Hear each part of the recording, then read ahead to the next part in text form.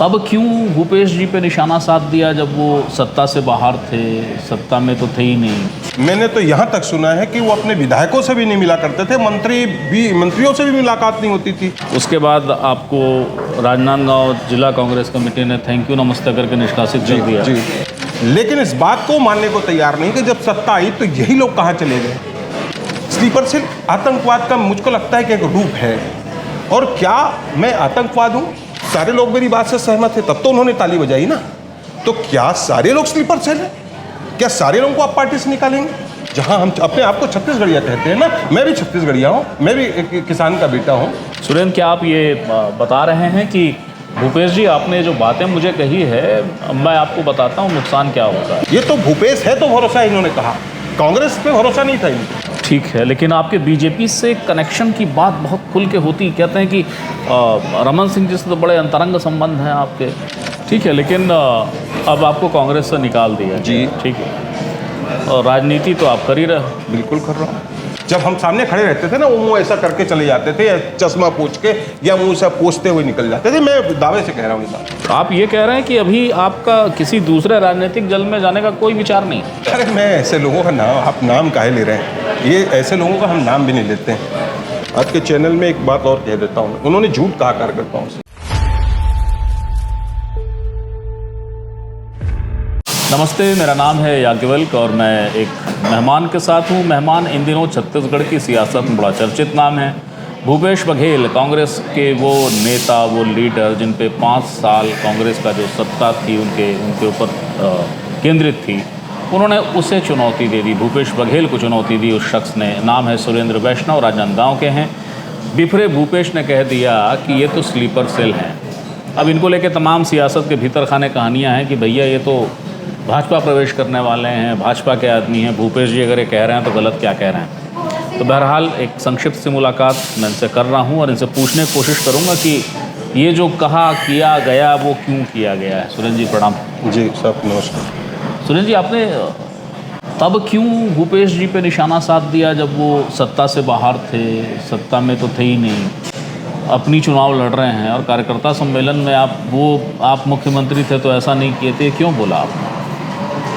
यहीं से तो मैं अपनी शुरुआत कर रहा हूँ। यही तो हमारी पीड़ा है कि 5 साल जब हम सत्ता में थे, कार्यकर्ता बड़ी अपेक्षा थी कार्यकर्ताओं को कि हम अपने नेता से मुलाकात करें, हम अपनी पीड़ा जो है अपने नेता के पास बताएं। मैं फिर आपके माध्यम से कह रहा हूँ, भूपेश बघेल जी बताएं कि किन कार्यकर्ताओं से उन्होंने 5 साल मुलाकात की। और मेरी बात तो छोड़ दीजिए, मैंने तो यहाँ तक सुना है कि वो अपने विधायकों से भी नहीं मिला करते थे, मंत्रियों से भी मुलाकात नहीं होती थी। तो कार्यकर्ताओं से मुलाकात जब नहीं हुई, अब 5 साल जिनको हम ढूंढते रहे, वो जब नेता हमको ढूंढते हमारे पास जब आते हैं, तो ये कार्यक्रम का मंच था और कार्यकर्ता सम्मेलन था, उसमें मैंने अपनी बात रखी। और जो मैंने बात रखी वो मेरी अकेले की बात नहीं थी, मेरे सारे कार्यकर्ताओं की बात थी और पूरे प्रदेश के कार्यकर्ताओं की बात थी। पूरे प्रदेश के कार्यकर्ताओं की बात थी। तो फिर आपको पहले शोकाज इशू हुआ जी, उसके बाद आपको राजनांदगांव जिला कांग्रेस कमेटी ने थैंक यू नमस्ते करके निष्कासित कर दिया जी। उसके पहले भूपेश जी आपको स्लीपर सेल बोल गए। जी। अब सुरेंद्र वैष्णव क्या करेंगे? पार्टी से तो निकल गए आप। नहीं, मैं तो देखिए, मैं कह रहा हूँ 30-35 साल जो व्यक्ति अपने पार्टी को देता है, भूपेश बघेल जी, शायद आपने वो वीडियो उस दिन देखा होगा, मेरा पार्ट तो आपने देखा, शायद उनका पार्ट देखा नहीं देखा। वो मानते हैं इस बात को कि संघर्ष के दिनों में ये लड़का जो है, ये कार्यकर्ता, ये इस नाम का शख्स जो है, संघर्ष के दिनों में बहुत ज़्यादा मेहनत किया था। लेकिन इस बात को मानने को तैयार नहीं कि जब सत्ता आई तो यही लोग कहाँ चले गए। ठीक है, जब 30-35 साल हमने पार्टी को दिया, सींचा, अब आप मुखिया हो हमारे, मैं आपसे कोई सवाल कह रहा हूँ, आप उसका जवाब देने के बजाय आप ये कहते हैं कि ये स्लीपर सेल है। तो स्लीपर सेल आखिर होता क्या है? मैंने जहाँ तक इसको समझा है, उस दिन से आज तक स्टडी कर रहा हूँ, मेरे को इस बात का भी बड़ा दुख है कि मैंने इस बात की उम्मीद ऐसे नेता से नहीं करी थी जो प्रदेश के जिनको हमने मुखिया बनाया था। मैं इस बात का बड़े बेबाकी से कह रहा हूँ और मेरे ख्याल से ये स्लीपर सेल कह के ये अपने अहंकार का परिचय है जिस बात की हम लड़ाई लड़ रहे हैं। स्लीपर सेल आतंकवाद का मुझको लगता है कि एक रूप है। और क्या मैं आतंकवाद हूँ?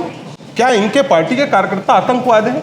और ये किसको कह रहे हैं? अभी मैंने 2 दिन पहले देखा, शायद जगदलपुर में किसी को इन्होंने आतंकवाद कहा है। तो इनको लगता है कि पूरे अच्छा। और इसमें यहाँ पे एक और बात जोड़ देता हूँ। आपने देखा होगा जब मैं वहाँ पर स्पीच दे रहा था, भाषण दे रहा था, तो सारे लोगों ने मेरी बात का सहमति से ताली बजाई। और ये कोई प्रायोजित नहीं था, ये अचानक मैं मंच पे मुझको बुलाया जाता है, मैं मंच पे गया, मैंने अपनी बात रखी, कार्यकर्ताओं को बात जमी। चूँकि हर एक कार्यकर्ता, मेरा दावा है 95% लोगों को, 95-97% लोगों को इस बात की खुशी है कि किसी ने तो हमारी बात रखी और सारे लोगों ने मिलकर ताली बजाई। ये बंद करना चाहते थे, लोगों ने हुटिंग किया, नहीं नहीं नहीं, बोलो बोलो दाऊ जी बोलो, आप बोलो चाचा, आपने सुना होगा इस बात को। तो सारे लोग मेरी बात से सहमत थे, तब तो उन्होंने ताली बजाई ना। तो क्या सारे लोग स्लीपर सेल हैं? क्या सारे लोगों को आप पार्टी से निकालेंगे? यही तो मेरा सवाल है। और इस स्लीपर सेल वाले शब्द जो है, हम छत्तीसगढ़ में, जहां हम अपने आप को छत्तीसगढ़िया कहते हैं ना, मैं भी छत्तीसगढ़िया हूं, मैं भी एक किसान का बेटा हूं। आप किसान के बेटे को, आप एक छत्तीसगढ़िया आदमी को स्लीपर सेल की संज्ञा देते हैं। तो ये छत्तीसगढ़ की जनता और खासकर राजनांदगांव को संस्कारधानी कहा जाता है। राजनांदगांव से संस्कारधानी जो है नगरी जो है, इस बात का जवाब आपको चुनाव में देगी।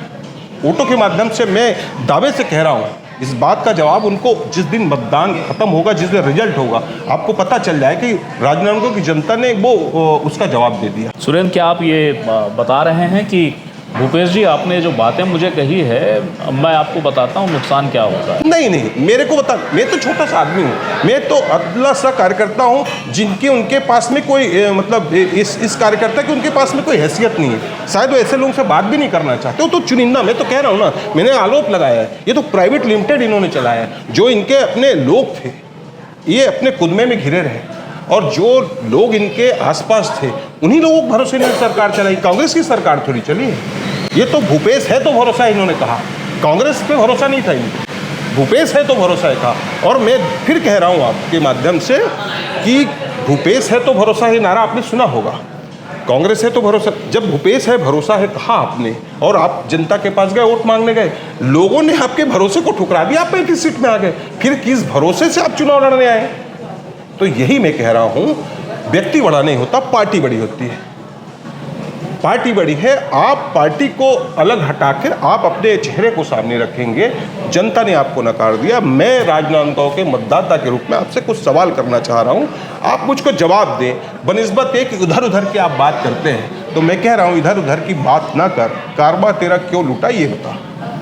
ठीक है, लेकिन आपके बीजेपी से कनेक्शन की बात बहुत खुल के होती, कहते हैं कि रमन सिंह जी से तो बड़े अंतरंग संबंध हैं आपके, और आप जो कुछ भी कर रहे हैं वो बीजेपी की एक रणनीति के तहत कर रहे हैं। ठीक है, देखिए मैं कह रहा हूँ, आरोप लगाना बड़ा आसान है। राजनांदगांव में रमन सिंह जी मेरे विधायक हैं, मेरे क्षेत्र से, मेरे राजनांदगांव क्षेत्र के विधायक हैं।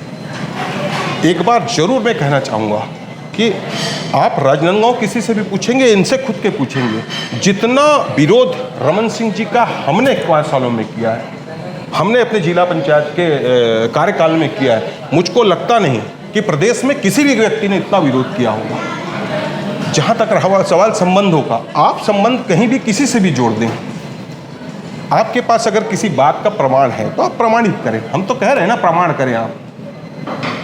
ना मेरा कल कभी किसी से संबंध रहा है, ना मेरा आज संबंध है किसी से। जैसे ये किसी से नहीं मिले, इनको लगता ऐसा है। ये क्या है, इधर उधर की बात करके लोगों को डाइवर्ट करना चाहते हैं कि आपने कह दिया कि इसका भाजपा से संबंध है, इसका भाजपा से संबंध है, आपने कह दिया भाजपा से संबंध है, आप उसके, हम कह रहे हैं मैंने जो बात कही वो गलत है या सही है, आप ये बताओ। मैं मतदाता तो हूँ ना राजनांदगांव का, आपको जवाब तो देना पड़ेगा। ठीक है, लेकिन अब आपको कांग्रेस से निकाल दिया जी, ठीक है, और राजनीति तो आप कर ही रहे। बिल्कुल कर रहा हूँ।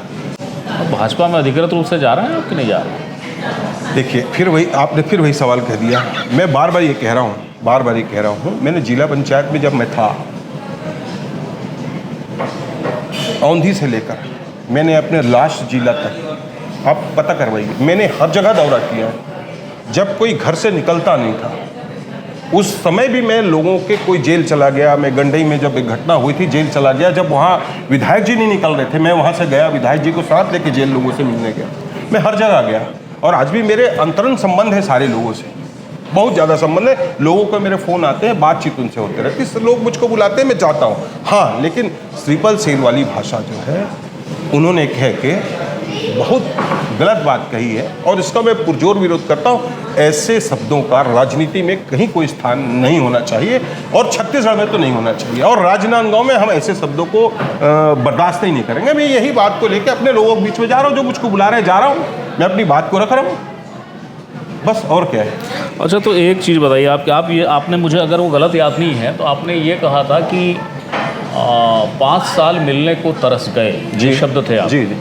मगर भूपेश बघेल जी जो मुख्यमंत्री थे, उनके मुख्यमंत्रित्व काल में तो कई कार्यक्रम हुए, भेंट मुलाकात उनका आखिरी लेटेस्ट इवेंट था जो हर विधानसभा में वो कर रहे थे। जी। उसके पहले वो कई कांग्रेस की कई बॉडीज़ में बैठते थे, मीटिंग में आते थे, मीटिंग में बात कर रहे थे। ये कैसे संभव है कि आपकी मुलाकात ही नहीं हुई एक बार भी? मैं तो कह रहा हूँ, मैं तो छोटा सा कार्यकर्ता, मेरी आप बात मत करिए, आप तो राजधानी में रहते हैं, आपको मुझसे ज़्यादा जानकारी होगी कितने लोगों ने उनसे मिला। ये मेरा दावा है, बता दें वो 5 सालों में उनके पास रिकॉर्ड भी होगा कितने लोगों से उन्होंने मिला। वो जिससे चाहे उसी से मिले। हम जैसे कार्यकर्ताओं से उन्होंने मिलना तो दूर, देखना भी उचित नहीं समझा। आप में तो मिलने का आरोप लगाया, उन्होंने देखना उचित नहीं समझा, उन्होंने देखा तक नहीं हमारी तरफ। जब हम सामने खड़े रहते थे ना, वो मुँह ऐसा करके चले जाते थे, या चश्मा पोंछ के या मुँह से पोंछते हुए निकल जाते थे। मैं दावे से कह रहा हूँ ये बात, और मेरी अपनी बात नहीं है। प्रदेश के 95% लोगों से, कार्यकर्ताओं से उन्होंने यही किया, और इसका नतीजा था कि 35 में आ गए। लेकिन आप आज ये बात कह रहे हैं, पर मैं ये नहीं समझ पा रहा कि यदि ये 95% संख्या है कांग्रेस के भीतर जो आपकी विचारधारा से सहमत है, इसमें कोई दो मत नहीं है कि आपने जैसे ही वो बात कही आप एकदम सुर्खियों में आ गए। सारे पत्रकार, मीडिया, आम लोग आपको तलाश में लगे कौन है ये। लेकिन वही कांग्रेस जो 95% आप जिसकी बात कर रहे हैं वो आपको निकाल देती नहीं, तो इसके क्या अर्थ निकालने चाहिए कि आप जैसे वो आपको स्लीपर सेल बोले और आप भड़के, तो वैसे क्या पूरी कांग्रेस उनकी सुनती और आपकी नहीं सुनती, ये कह रहे हैं?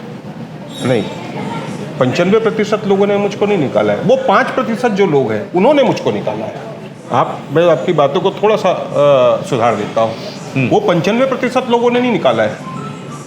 मैं फिर आपके चैनल में एक दावा कर रहा हूँ, आप लाखों लोग इस वीडियो को देख रहे हैं जो आप शूट करते हैं, लाखों लोग देखते हैं, आप उस पर कमेंट्स देखिए कितने लोगों ने मेरे विरोध में कमेंट्स किया है। मैं तो बहुत ज़्यादा नहीं जानता इसके बारे में सोशल मीडिया का, लेकिन जो मेरे मित्र यार हैं जो देखते हैं, उसके 2, 4, 5 लोग, इन्हीं के जो वो 5% जो लोगों में से जो चुनिंदा लोग हैं ना, वही करते हैं कमेंट्स। बाकी सारे 95% लोग उसमें तारीफ करते हैं। लाखों लोग देख रहे हैं। एक किसी वीडियो वाले ने मुझको बताया, जो शूट किया था, 5 लाख लोगों ने उसका वो देखा है। तो जो 5% की बात करें ना, 5% लोगों ने मुझको निष्कासित किया है, और यही इसी की तो लड़ाई है। आप 95 को हटा के 5% लोग उस पर राज करना चाहते हैं। 95, हमको इसी बात का तो विरोध है। आप 95 को क्यों राज नहीं करने देना चाहते? 95 को साथ में लेके चलना क्यों नहीं चाहते? इसी बात का तो हम विरोध कर रहे हैं। तो आप ये कह रहे हैं कि अभी आपका किसी दूसरे राजनीतिक दल में जाने का कोई विचार नहीं? मेरा कहीं कोई विचार नहीं ना, मेरा कहीं कोई लेना देना है। मैं अपनी लड़ाई, आज मैं यहाँ अपनी लड़ाई लड़ रहा हूँ, और मैं इसलिए लड़ पा रहा हूँ, ये 95% जिनका आपने जिक्र किया ना, वो मेरे साथ खड़े हैं, मैं जानता हूँ। और ये भी जरूरी नहीं कि वो लोग सारे लोग मेरे साथ खुल के चलें, ये जरूरी नहीं है। लेकिन आपको देखेंगे, आप प्रदेश में बैठे हैं, राजधानी में बैठे हैं, आप देख रहे होंगे, जिस दिन से मैंने अपनी बात कही, पूरे प्रदेश में इसकी हवा लगने लगी। मैं तो चिंगारी भर जलाया था, पूरे प्रदेश में इसकी जो है आग सुलगने लगी। हर जगह आपको विरोध दिख रहे होंगे, और आप देखिएगा जो विरोध ऐसा नहीं कर पा रहे हैं ना, वो आपको ऑटो में तब्दील हो जाए। मैं दावा है मेरा, जिस दिन जिस दिन रिजल्ट आएगा, उस दिन आपको ये सब दिखना चालू हो जाए, और इनका अहंकार उसी में ख़त्म हो जाए। अच्छा, आपने उस मंच पे एक बात और कह दी थी, ये कह दिया आपने कि आज बैनर पोस्टर पे चेहरे बदले दिख रहे हैं, वो चेहरा जो 5 साल था वो नहीं दिखा। राजनांदगांव के लोग कहते हैं कि नवाज़ खान के खिलाफ बोल रहे थे। अरे मैं ऐसे लोगों का नाम, आप नाम काहे ले रहे हैं? ये ऐसे लोगों का हम नाम भी नहीं लेते हैं। देखिए, जब लड़ाई इसी सब बातों की है, जब 5 साल सत्ता में हम रहे, भूपेश बघेल जी के प्राइवेट लिमिटेड जब रहा, ये जब आते थे तो इनके साथ जब उतरता था हेलीकॉप्टर में, तो यही व्यक्ति उतरते थे और नारा लगता था, शेर आया, शेर आया, शेर आया। तो हम तो गांव देहात के लोग हैं, हम लोग छुप जाया करते, शेर आएगा तो आप भी छुप जाएंगे, हम लोग छुप जाते थे। वही शेर आज जब उनके नेता जब चुनाव लड़ रहे हैं, तो ये छुप गए हैं शेर, ये कहाँ है शेर? मैं तो यही कह रहा हूँ, उनके बड़े बड़े होर्डिंग लगा करते थे शहर में, इनके साथ कार में दिखते थे, विधायक पीछे रहते थे, जिला अध्यक्ष पीछे घूमते थे, जिला अध्यक्ष को सीट नहीं मिलती थी, बाजू में बैठते थे, विधायक को सीट नहीं मिलती, विधायक बाजू खड़े रहते थे, ये बैठा करते थे, विधायक ऐसा खड़े रहते थे और नारा लगता था। भाई आप पूछेंगे राजनगर शेर आया शेर आया शेर, हम लोग गाँव देहात के लोग हैं, शेर आया सुनेंगे तो ऐसी डर के अभी आएगा तो भाग जाएंगे। तो अब ये शेर कहाँ है? हम तो वही तो ढूंढ रहे हैं, जिनके बड़े बड़े होर्डिंग लगते थे वो कहाँ हैं? उनका नेता चुनाव लड़ रहा है और ये भाग गए। तो ऐसे लोग जो भाग जाते हैं उनके भरोसे आपने 5 साल सत्ता चलाई और जो 95% आपके साथ लोग थे उनको आपने छोड़ दिया और इसी चीज़ का तो भोग रहे हैं। इसी चीज़ का विधानसभा में आपने भोगा, 35 सीट आ गए और इसी चीज़ का आप लोकसभा में भोगें। आप देखिएगा रिजल्ट क्या होगा। ठीक है, हालांकि लोकसभा में एक बात ये भी होती है कि जब मतलब 5 के 5 ऐसे चेहरे जो दुर्ग संभाग के हैं वही टिकट पाए, वही चुनाव लड़ रहे हैं 11 में से, तो वो चीज़ें अलग हैं। मगर एक सवाल मेरा आपसे ये है कि नवाज़ खान का विषय आपने कहा, मैं तो नाम नहीं लेना। मैं आप उसकी चर्चा भी मत करिए। मेरी लड़ाई भूपेश बघेल जी से हो रही है, चूँकि वो कल तक वो मेरे नेता भी रहे, तो मैं उनके बारे में अपनी बात कहूँगा। मैं ऐसे लोगों के बारे में बात करके आपको और मेरा समय भी नहीं करना चाहता। एक बात आपके बारे में ये आती है कि जब कांग्रेस के संघर्ष का समय था जी, उस समय से आप टिकट के दावेदार थे, आपने काफ़ी मेहनत की टिकट के लिए। भूपेश बघेल प्रदेश कांग्रेस अध्यक्ष थे, उस समय आपको टिकट नहीं मिली और अभी फिर आप कवायद कर रहे थे कि राजनांदगांव से टिकट मिल जाए, लेकिन मिल गई गिरीश देवांगन जी को और उस समय से आप जो आपकी धुरी घूमी है, आप उसके बाद स्थिर नहीं हुए। देखिए, मैं आपको क्लियर कर देता हूँ, मैं थोड़ी सी बेबाकी से अपनी बात रखता हूँ। मैं जब जिला पंचायत था, हाँ, उस समय ज़रूर मैं टिकट का दावेदार था और मैंने बहुत मेहनत करी थी। हर संघर्ष में मैं लोगों के साथ खड़ा रहा और मैंने टिकट मांगा था। उस समय मैडम हमारी आदरणीय दीदी करुणा शुक्ला जी को टिकट मिला था। थोड़ी सी अटपटा जरूर लगा था और थोड़ी सी निराशा जरूर थी, पर उसके बाद भी हम सारे लोगों ने मिलकर उनके लिए काम किया और नतीजा ये हो कि हम 15,000 से चुनाव हार गए। फिर सत्ता में भी आ गए थे, हमको लगा चलो ठीक है, अब विधानसभा हार गए, सत्ता हमारी सरकार हमने बना ली है तो लोगों का कुछ ना कुछ काम हम कर लेंगे, ठीक है। पर जैसे जैसे समय बीतता गया और इनका हमने रवैया देखा कि हमने कांग्रेस से सरकार नहीं बना दी, एक प्राइवेट लिमिटेड को बना दिया और हम सब दूर होने लगे, वही 95% लोग दूर हो गए कांग्रेस से। फिर हम अपने घर बैठ गए 5 साल। हमने इनके जब भी बुलाया नहीं गया, हम जैसे लोगों को जब पूछ परख ही नहीं हुई, तो हम अपने काम धाम, अपने घर परिवार अपने लग गए। इस बार गिरीश देवांगन जी को जब भेजा गया चुनाव, मैं बिल्कुल भी कहीं ना मैंने आवेदन किया, ना मैंने कभी कोई इनसे टिकट मांगी। बहुत जिद किया जिला अध्यक्ष जी ने, तो मैं उनको अंतिम दिनों में एक आवेदन कर दिया था, उसको रायपुर भेजा भी नहीं गया। मुझको ये उम्मीद भी थी इनसे कि ऐसा होगा, तो मैं कोई सीरियसली अपने आप को उस समय विधायक का दावेदार नहीं मानता हूँ ना मेरे को। देखिए, ये सब किस्मत से होता है, जिसको टिकट मिलना है उसको मिलता है, तो एक व्यक्ति को मिलता है, इसमें भी कोई गुरेज नहीं मेरे को, कोई ज़रूरी नहीं है कि मुझको ही टिकट मिल जाए। लेकिन बार बार जब आप लोगों से, अपने कार्यकर्ताओं से झूठ कहेंगे, हमारे नेता ने, आदरणीय भूपेश बघेल जी ने होटल में जब मीटिंग किया, गिरीश देवांगन को जब टिकट मिली, होटल में जब मीटिंग किया, उन्होंने कार्यकर्ताओं से झूठ कहा। आपके चैनल में एक बात और कह देता हूँ, उन्होंने झूठ कहा कार्यकर्ताओं से। ये टिकट गिरीश देवांगन को मैंने नहीं दिया, राहुल जी ने दिया है। उन्होंने कहा, राहुल जी के सर्वे में सबसे टॉप नाम था गिरीश देवांगन का। वहाँ बैठे सारे लोगों को बताया कि आपका कोई नाम ही नहीं था, आपका अस्तित्व ही नहीं, गिरीश देवांगन का अस्तित्व है। तो मैं वही पूछना चाह रहा हूँ इनसे, यही मेरा सवाल है कि गिरीश देवांगन जी उससे पहले राजनांदगांव कितने बार गए थे, कौन उसको जानता था? और ऐसा कौन सा सर्वे वाला था, हमको भी तो बताया जाए, कार्यकर्ताओं को भी बताए कौन सर्वे वाला था जिसने सर्वे किया, उसका टॉप नाम था, जो जनता उसको 45-46 हज़ार से हरा देती।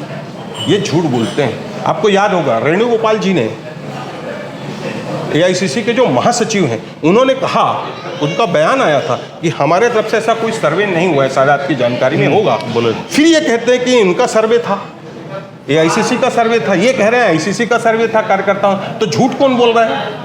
ये तो जाहिर है। तो आप अपने कार्यकर्ताओं, ये आप कहें ना कि मेरी पसंद है यार गिरीश देवांगन, आपको इसके लिए काम करना, हम तो मजदूर लोग हैं, कार्यकर्ता 95% कार्यकर्ता इनके मजदूर हैं।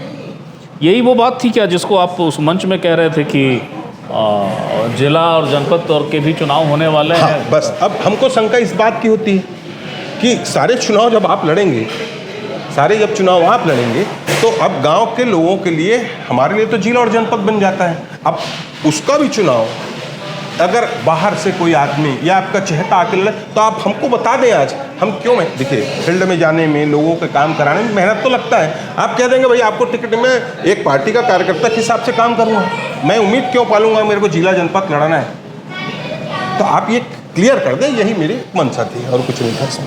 आखिरी सवाल है, क्या ये माने कि सुरेंद्र वैष्णव जी का जो 35 साल का सार्वजनिक जीवन था, उस सार्वजनिक जीवन में उन्हें उतनी लोकप्रियता और उतनी चर्चाओं में नहीं आए जो मंच पे एक भाषण से वो आ गए भूपेश बघेल के खिलाफ बोल के? देखिए, मेरी पहचान बेबाकी से है। मैं कभी भी आपने जिला पंचायत के समय भी होगा, अगर मैं चुनाव जीता भी किसी बड़े शख्स के खिलाफ जीता था तो मैंने जो मैं बात कहता हूँ ना वो बात मैं करता हूँ। मैंने लोगों से अपना विश्वास एक जो बनाया था, मेरे क्षेत्र में आप कोई भी आदमी नहीं कह सकता कि इस व्यक्ति ने किसी को ठग दिया होगा। तो मैं वो कोशिश करता हूँ, मैं भगवान नहीं हूँ लेकिन कोशिश करता हूँ, मैं जो कह रहा हूँ वो करूँ। लेकिन ये जो आपने जो कहा ना, ये सारी चीज़ें, ये जो बात कह रहे हैं, इधर उधर की जो बात करते हैं, इसमें कहीं भी तिल भर की कोई न सच्चाई है। और मैं कह रहा हूँ ऐसे लोगों को आकर आप सामने आओ और जवाब दो, बस और कुछ नहीं। बहुत बहुत शुक्रिया, आपने हमें समय दिया। थैंक यू सुरेंद्र जी, बहुत बहुत शुक्रिया। ये थे सुरेंद्र वैष्णव, जिन्हें राजनांदगांव के भीतर बल्कि अब करीब करीब पूरे छत्तीसगढ़ में सुरेंद्र दाऊ जी के नाम से जाना जा रहा है। सुरेंद्र दाऊ ने एक कार्यकर्ता सम्मेलन हुआ था राजनांदगांव में, लोकसभा के लिए कार्यकर्ता सम्मेलन था। भूपेश बघेल वहाँ से प्रत्याशी हैं। कार्यकर्ताओं को ये कहा जाना था कि भाई आप चुनाव प्रचार में जुटिए, भूपेश बघेल यहाँ से चुनाव लड़ रहे हैं। सुरेंद्र वैष्णव उस मंच पर आए और उन्होंने कहा 5 साल कहाँ थे हुजूर, 5 साल तो आपके दर्शन नहीं थे। इसके अलावा बहुत सारी बातें उन्होंने कही, लेकिन हर बात जो तंज भरी बात थी उसके साथ उन्होंने जोड़ा, मैं आपका बहुत सम्मान करता हूँ, आप हमारे अभिभावक हैं, आप हमारे नेता हैं, लेकिन आप 5 साल थे कहाँ, हम मिल क्यों नहीं पाते थे। उन्होंने तारीफ में ये भी कहा सुरेंद्र ने कि जो धान का बोनस का मसला है उसकी प्रणेता भी या उसके लिए भाजपा को मजबूर करने वाले भूपेश हैं, लेकिन वो ये बोलने से नहीं चूके कि आज जो दुर्दशा है, आज जो कार्यकर्ता नाराज़ हैं, उसके लिए जवाबदेह भी आप हैं।